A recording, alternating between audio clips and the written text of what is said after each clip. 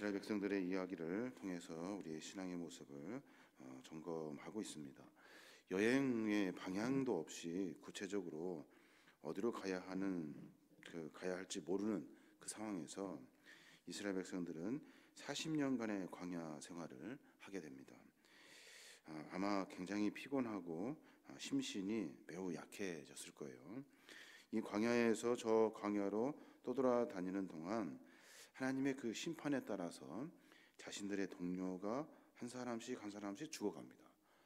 가까이 있었던 사람들이 하나씩 죽어가는 거예요. 그런 상황에서 아마도 이스라엘 백성들은 다급했을 거예요.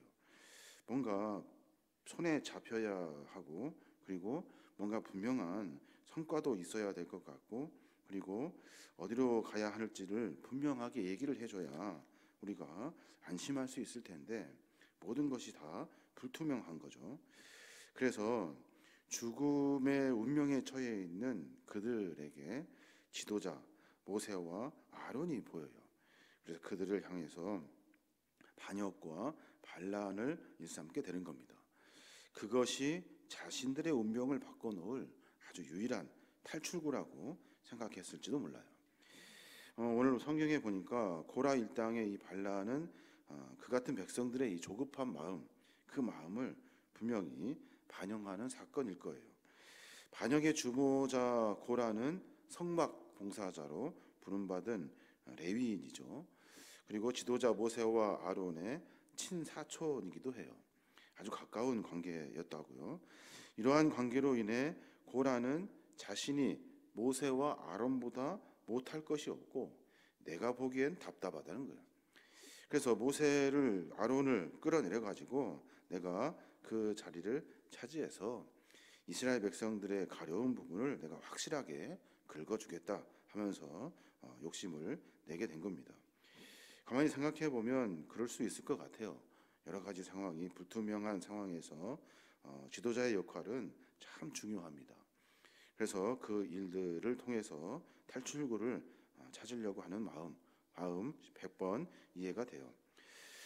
고라의 이 반란 음모에 적극 동조했던 나단과 아비람, 그리고 온 이스라엘의 사람들 250명의 사람들, 그 사람들은 왜 동참했을까요? 아마도 르우벤 지파 사람이었으니까 자기의 조상 르우벤의 아비가 그 아버지의 아내 서모와 동침했던 잘못으로 장자의 모든 권한과 위치를 다 잃어버렸거든요. 그래서 이번 기회가 그 모든 것을 회복할 수 있는 기회라고 생각했을 거예요.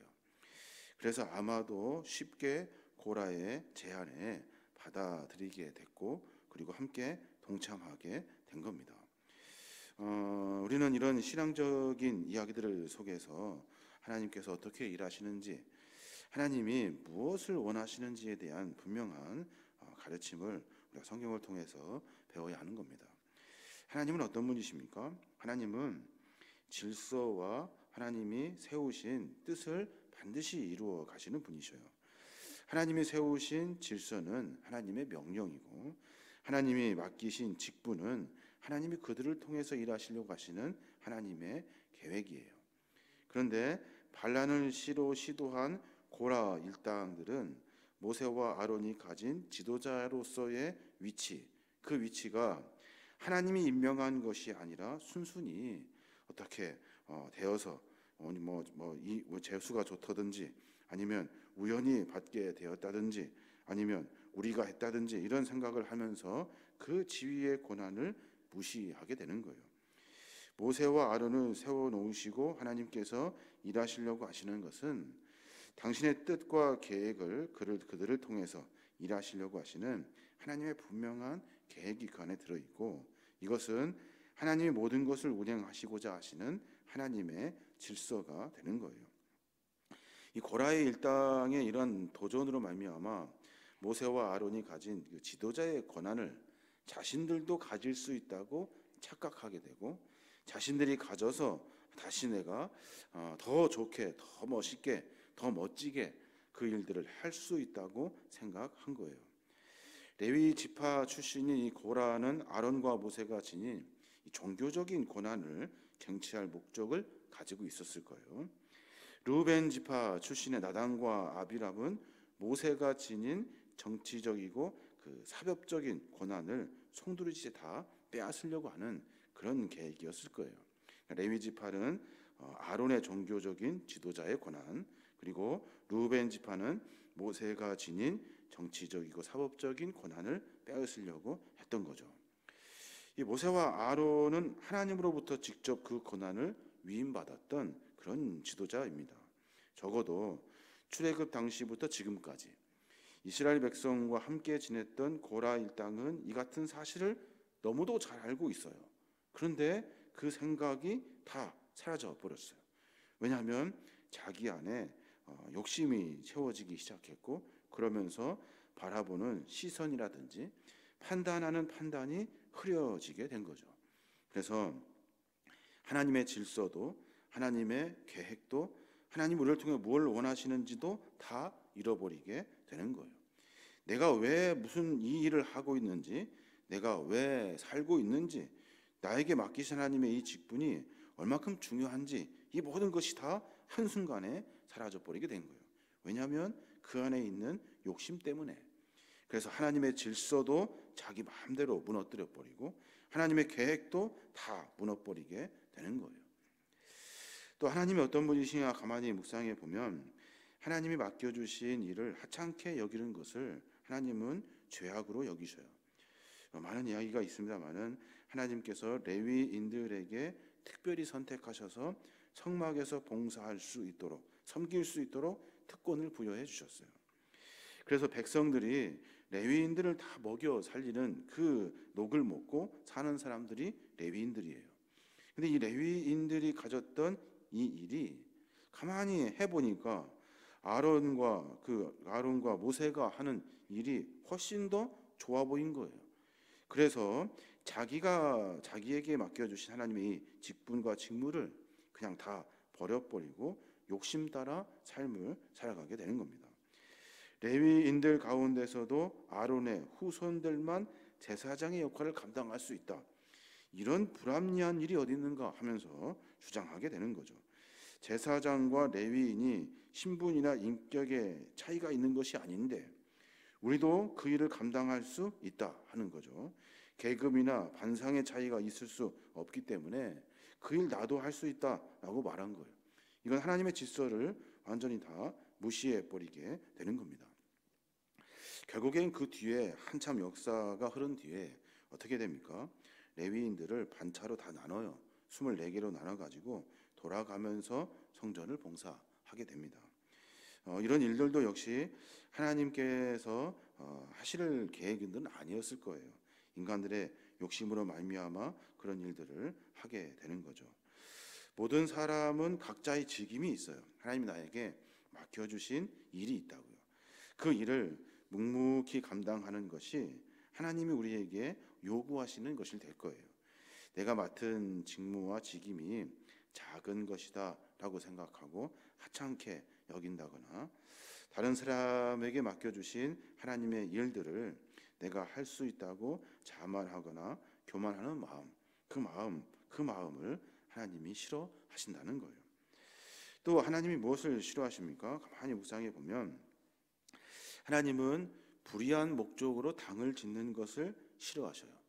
결국엔 어떻게 해야 됩니까? 고라 자손 르우벤 지파 다단과 아비람 그리고 250명의 지도자들, 그 모든 사람들이 그 자리에 서 있는 그 땅이 갈라져서 그 땅 속으로 다 들어가 버리고 말아요.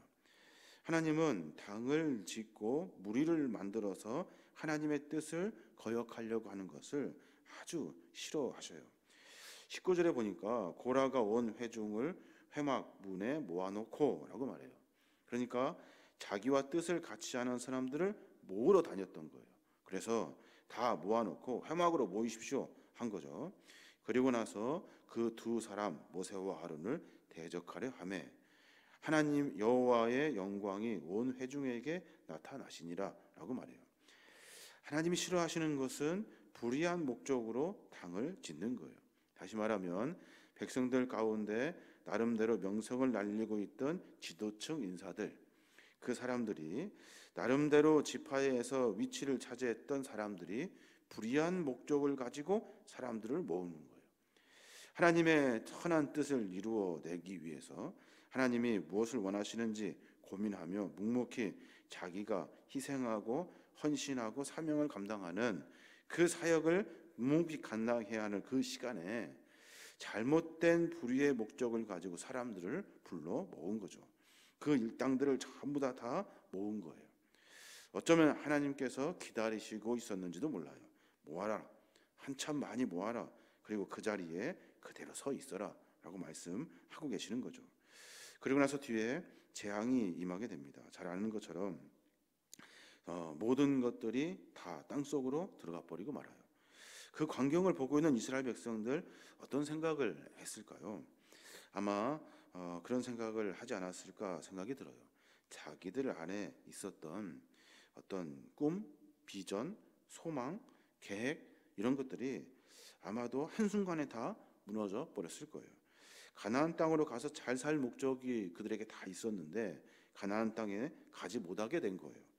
뿐만 아니라 광야에서 유랑하면서 어디로 가야 할지 모르는 그 상황에서 그들이 서 있는 광야 땅이 갈라져서 자기들의 동료들을 전부 다 삼켜 버린 거예요. 그럼 우리는 이제 어디로 가냐 하는 거죠. 어디로? 모두가 다 생각하고 고민했을 거예요. 내가 꿈꾸고 계획했던 많은 일들이 아니라 내가 반대하여서 계획했던 실행하였던 광야의 생활이 아니라 어디에서 무엇을 하든지 간에 우리가 하나님을 바라봐야 하지 않겠는가 하는 생각을 모두가 다 하게 됐을 거예요. 이제는 그들이 밟는 땅이 불안할 거예요. 이게 언제 갈라질지 모르거든요. 그리고 어디로 가야 할지를 우리는 모르지만 하나님은 약속하셨거든요. 그러니까 그들이 가지고 있을 분명한 신앙은 하나님을 향한 믿음이라는 거예요. 하나님을 바라보면서 묵묵히 사명을 감당하는 거예요. 우리 인생의 이야기도 그렇죠. 우리가 앞에 되어질 일들을 누가 장담합니까? 우리가 계획하고 꿈꾸고 소망하고는 있습니다만 하나님의 계획을 우리가 어떻게 다 이해할 수 있겠습니까? 내가 정말로 튼튼하게 집을 지어 놓는다 하여도 안심할 집을 지어 놓고 사 놓고 거기에 산다 하여도 그것이 언제 무너질지 몰라요. 그러니까 우리가 어떻게 살아야 합니까? 지금 있는 이 자리에서 하나님을 바라보며 삶을 살아야 하는 거예요. 하나님이 내가 있는 이 자리도 그리고 또 앞으로 내 계획과 내 꿈도 소망도 모든 것을 이루시는 분은 하나님이라는 사실을 우리가 분명히 알아야 하는 겁니다. 우리가 교회 생활을 하는 동안 교회 안에 많은 직분 문제로 시비가 생겨나는 경우가 참 많아요. 이 사소한 감정의 대립이 일어나는 것을 우리가 보게 되는데 이러한 충돌도 역시 마찬가지예요. 교회 안에서 누가 최고고 누가 말단인가 이런 계급의 신분으로 교회에 직분을 나누는 것이 아니에요. 모두가 하나님 앞에 한 형제고 한 자매고 오직 하나님 한 분만 영광 받으시고 찬양 받으실 분이 하나님 한 분이셔요. 목사라고 높은 것이 아니라 어떤 장로라고 권위를 부리는 것이 아니고 성도라고 말단이 아닌 거예요. 우리는 모두가 다 한 믿음의 공동체로 한 형제를 이룬 교회의 공동체가 되는 거예요. 그러나 맡은 일이 달라요. 일이 다른 그 일을 묵묵히 감당하는 거예요. 그것이 우리가 해야 할 일인 거예요. 간섭하고 다른 사람들을 넘나들고 그리고 할 수 있다고 이렇게 이야기하는 많은 것들도 역시 하나님이 싫어하시는 일이라는 거예요. 우리의 신앙의 삶의 모습을 가만히 묵상해 보게 됩니다. 하나님은 도대체 우리에게 무엇을 요구하고 계시는가? 결론적으로 말하면 하나님은 다른 것이 아니라 하나님을 바라보며 살아가는 신앙의 삶을 원하셔요. 다른 욕심의 삶이 아니라 하나님을 바라보며 사는 신앙의 삶. 참 어려운 일인 것 같아요. 근데 하나님은 수없이 많은 훈련 시간을 통해서 그것을 가르쳐 주시려고 이스라엘 백성들에게 모든 일들을 행하시는 겁니다. 하나님께서 이제 많은 일들을 하고 계셔요. 오늘 뒤에 또 보니까 여호와께서 불로 나와 분향하는 250명을 다 불살랐어요. 그러니까 반란을 꾀했던, 무리를 지었던 많은 사람들, 그러니까 그 수월에 빠지지 않았던 다른 사람들, 그 사람들을 다 쫓아다니시면서 불살라 버리신 거예요. 참 무서운 일이 아닐 수가 없어요. 우리 신앙의 모습에 다른 것이 아니라 하나님을 바라보며 살아갈 수 있는 신앙의 마음을 가져야 할 것입니다. 욕심이 내 인생을 끌고 갈 수 있을 것이라고 착각하는 것을 버려야 되고, 높아지는 것이 세상을 지배할 수 있는 방법이라 하는 것도 내려놔야 하는 거고, 그리고 세상에서 가장 높고 안전한 곳은 하나님을 바라보며 살아가는 신앙의 삶의 모습에 있다는 거예요. 이게 바로 가장 안전한 장소가 되는 겁니다. 우리 모두가 오늘 하루를 살아가면서 우리가 욕심 안에 살아갈 수 없고 계속 우리는 가지려고 하고 누리려고 하는 인간의 죄악의 본심이 있기 때문에 그것을 이기고 하나님을 바라보고 하나님이 무엇을 원하시는지, 나에게 이 직분과 직무를 감당하게 하시면서 무엇을 요구하시는지 계속 묵상하며 삶을 정비해야 될 줄로 믿습니다. 우리가 바라봐야 될 것은 주님을 바라보고 주님 안에서 매번 한 걸음 한 걸음 전진할 수 있는 신앙의 이야기들이 우리 안에 있어야 하는 거예요. 저 여러분, 그런 삶으로 말미암아 마지막 주님 부르시는 그날까지 주의 거룩한 사명 잘 감당하시는 믿음의 종들 되시길 주님의 이름으로 축원합니다.